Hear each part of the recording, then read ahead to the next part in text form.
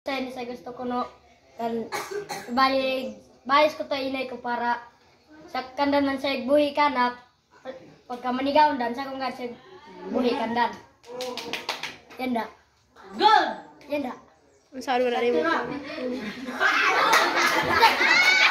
saan wala rin mo para makabot.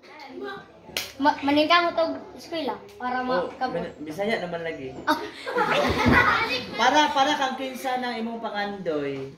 Para mo pamilya ko. Yanda.